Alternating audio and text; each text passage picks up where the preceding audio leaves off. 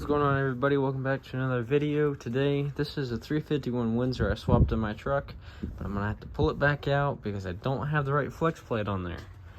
Let's get right into it, man. This project's taking way too long. First, I'm gonna start the tractor and slide this back so I can grab my cherry picker over that way. I don't know if you can see it.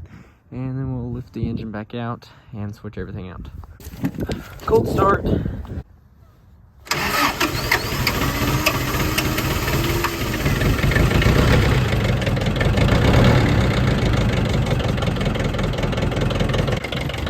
Let that warm up for a minute. I just heard it catch the cylinder. Right, put this thing in neutral. And we are hooked up good enough to move it back a couple feet.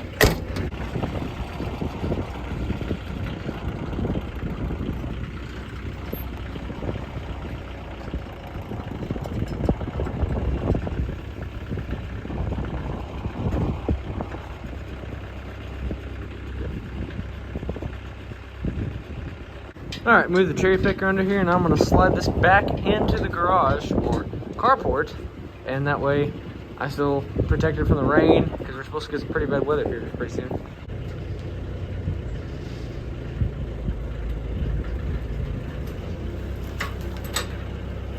All right, now I gotta get back under it and unbolt all my transmission housing bolts.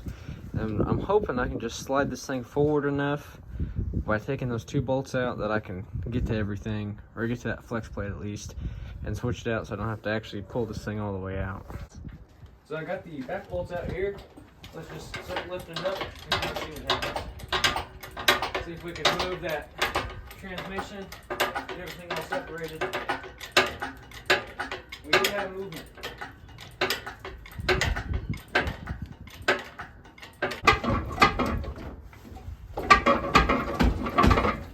Got it off the top.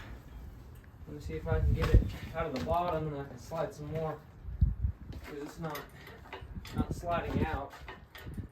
It seems like my bell housing is kind of stuck on that old flex plate still.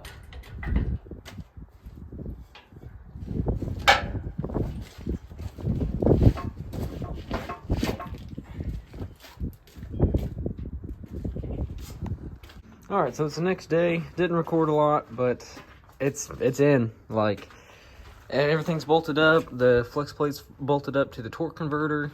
It's ready for a starter, headers, and accessories.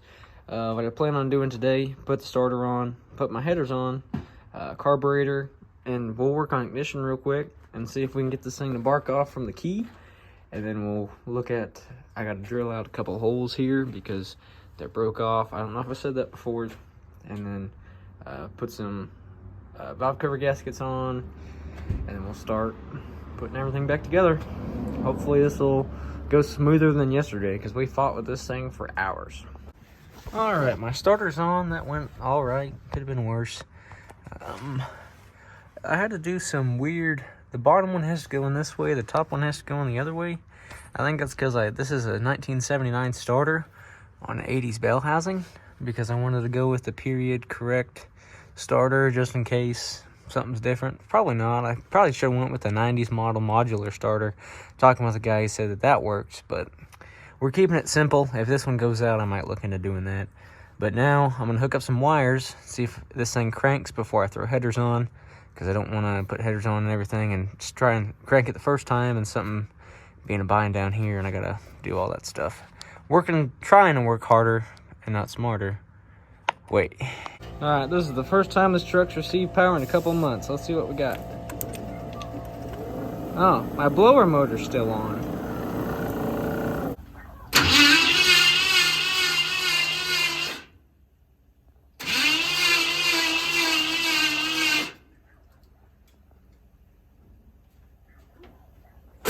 That went great. As I was hoping, it is pumping oil everywhere, and it did need an oil change.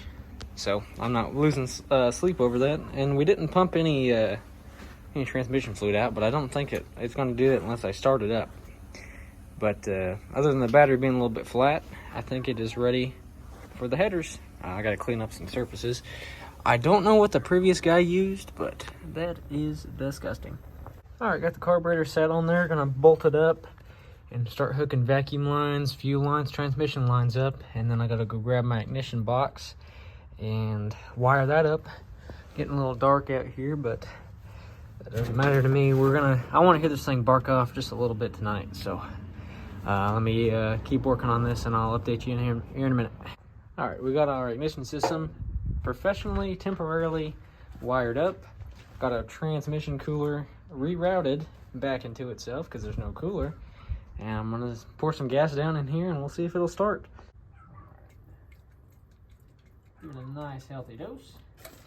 And then the rest, before I hook up my fuel line, I already have a fuel line right up here.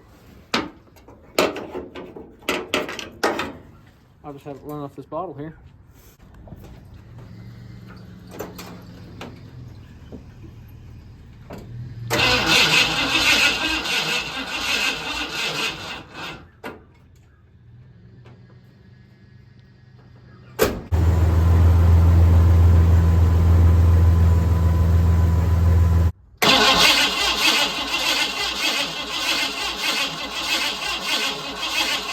So as you saw in that little clip there, we didn't get any spark, so I'm going to eliminate the chance of this being all sorts of jank. Taking this wire, I'm going to extend it all the way to that positive cable there. That way, I mean, there's really no way else to hook this up. This is the most direct way to hook it up. So let's hope for spark.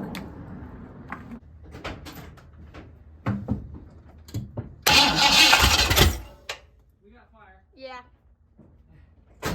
Okay, you shut it off. Yep, I think we got fire. It tried to start.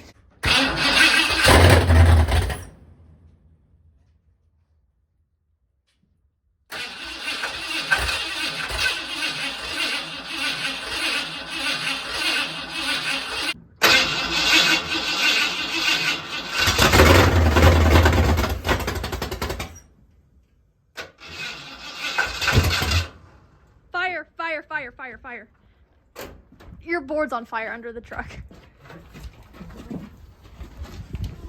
Oh, the exhaust, it shot out the exhaust. Did you get it? Yeah, I got it. Okay. Yeah, it shot a fireball out of the exhaust.